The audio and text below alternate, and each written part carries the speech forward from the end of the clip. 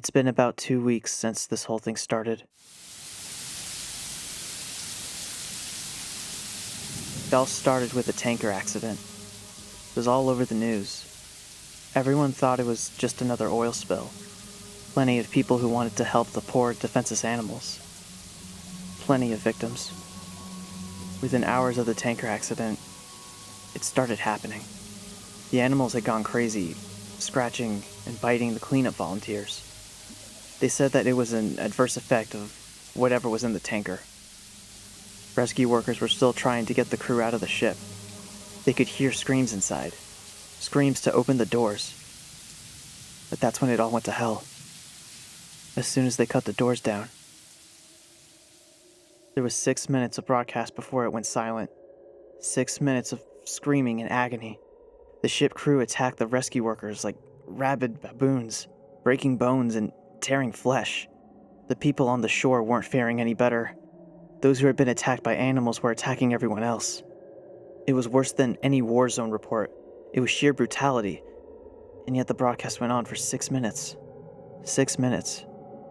And then blank faces. Nobody could explain what was happening.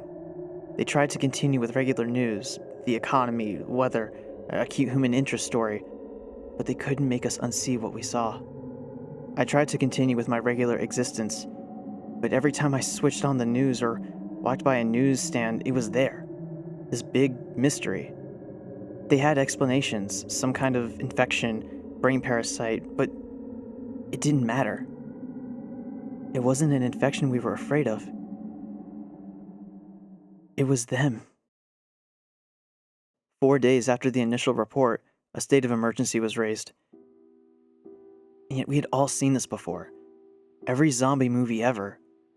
People didn't know who to trust. People were stockpiling food and weapons. Some tried to flee, but it seems every zombie movie was right. They didn't make it. 3 days later, they arrived in my town. I expected moans, shuffling corpses, dismemberment, but that's where the movies lied. They ran through the streets, screaming. I remember running to my front door as fast as I could, locking, barricading, doing anything to make sure they would stay shut, and then I headed for the window. I was on the second story and I could see the carnage. They were unstoppable. They were aware. A group of them made their way through a building across the street. They jumped straight through the plate glass windows. Even the shards sticking through them made no difference. They just kept coming. My barricade wasn't going to hold. I rushed around my flat, grabbing supplies and jamming them into the most secure room of the flat. I went back for one last look across the street. And I wish I hadn't. In a second-story window, my face met one of theirs. They knew where I was. I quickly dashed into the room and locked the door. I don't have any kind of panic room or a secure basement, so the safest place I could think of was my bathroom. No window, one door with a lock. I had filled my sink and bathtub full of water, so I could stay for a while. So I sat there in the dark room, with distant screams in my ears. I began to feel like I may have overreacted. It had been 2 hours and no sign of them. It had actually gotten quieter, and I thought they had moved on. Maybe I could leave the room, get to the kitchen, grab some more food, and wait it out. A crash came through the front door. The sound of someone running full force into the door and knocking down the barrier behind it. There was a couple more crashes before I knew they were inside. Rapid footsteps moved around the flat, a couple screams, and then a bang on the wall beside me. My eyes were open to their widest, even in the pitch-black darkness of the room. Another bang, and another. They knew I was there, and they knew I was scared. This was the zombie nightmare I had been expecting from the start. I had nowhere to run. There was only so much time before they would break in. I sat back to the door, hoping my extra weight would make it harder for them to get in. But then it got much worse. Why don't you open the door?